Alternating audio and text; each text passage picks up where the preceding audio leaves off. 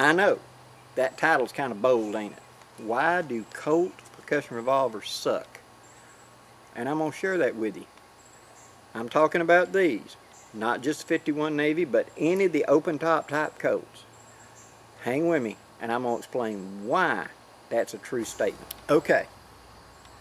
First, let me show you the contrast, and that will help you better understand why the Colt has a design flaw. Not horrible, but it does cause problems. I want you to understand why.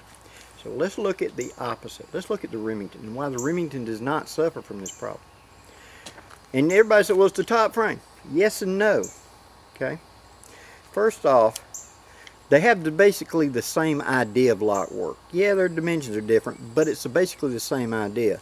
Upon pulling the hammer back, a hand will engage into a slot in the back of the cylinder and push it up and rotate it into position.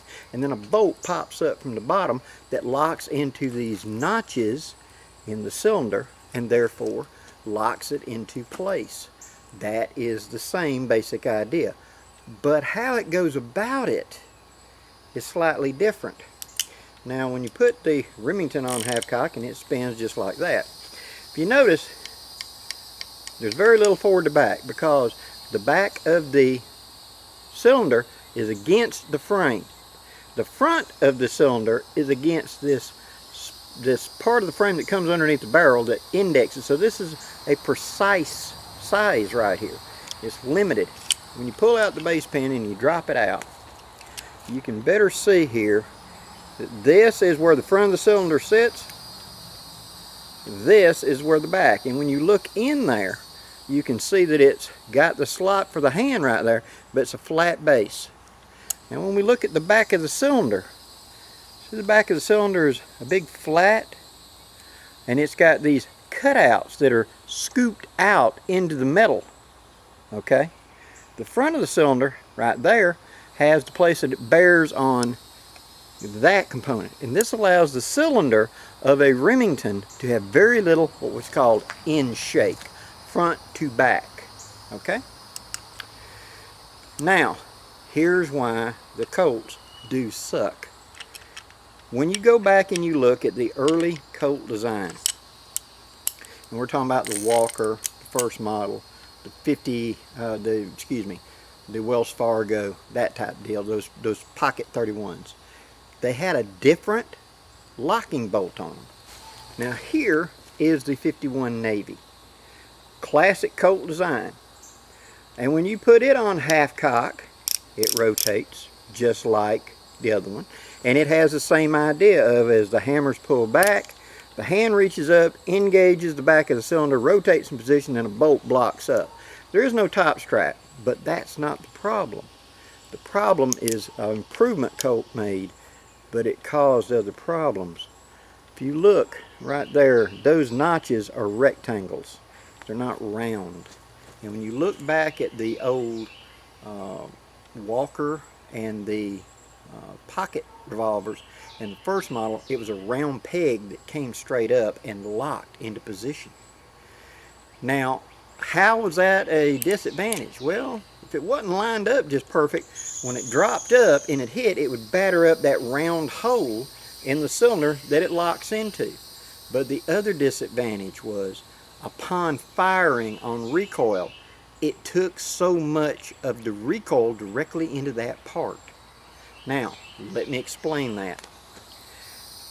They will tell you that that is the cylinder gap, right there, that you should measure that cylinder gap. Now you can look up there, that's nice and tight, right? Hardly anything. But that's not exactly true, because the cylinder can travel backwards, because, bring it back to half cock, and then you can push the cylinder back, and that gap's a lot bigger. Okay? Why is that gap a lot bigger? It's because, let's pull the barrel off right quick and I will show you. Okay, now let's let the hammer down. The bolt has come up and locked to the cylinder. It should hold it in place, and it is holding it in place left to right,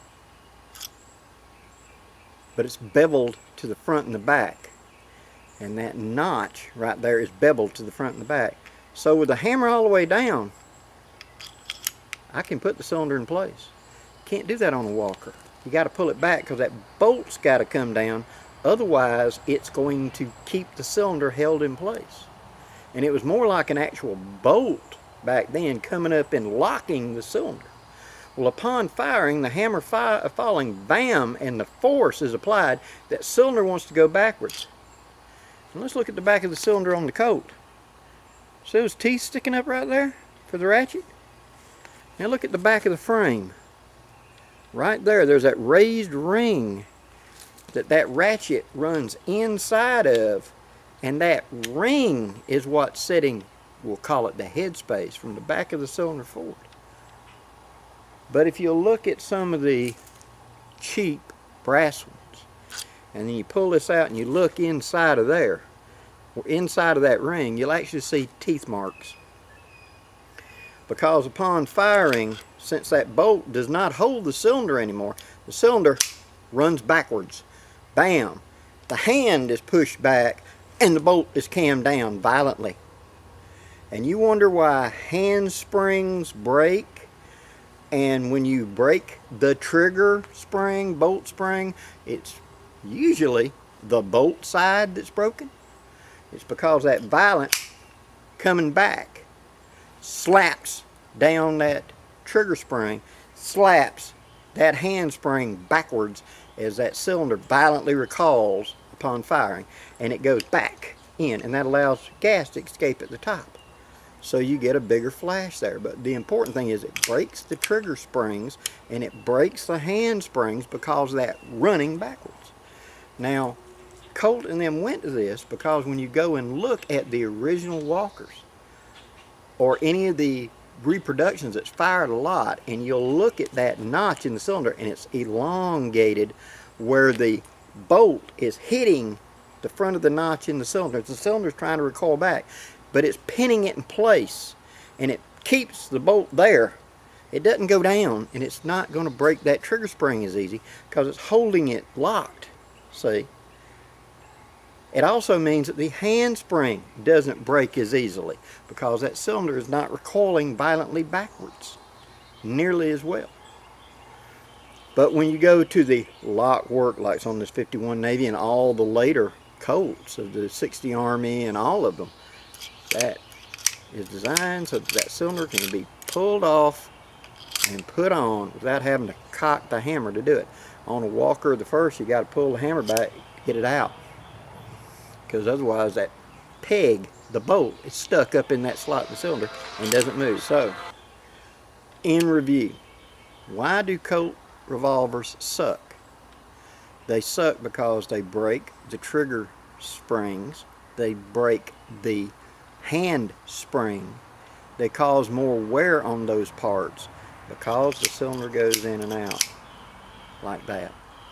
They create a greater head space than you think they do, a greater cylinder gap, because they go and put it up there and they measure it, but they don't push it back. So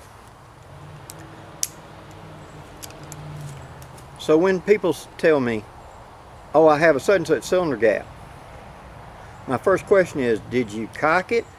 Did you wedge something in here like a wooden clothespin and push it back as far and then measure it? Because you can clearly see it's a lot bigger that way. Because that's what it is when it actually fires. Because that cylinder comes back. Because the bolt is only locking it left to right. It is not locking it forward to back. And that means that the frame and the bolt and the hand spring have to do the catching of that acceleration. Now, what could you do to fix that? There's very little. That's part of the design. It would have to be very tight in here, the tolerance of it being in there, so it would not wiggle forward to back.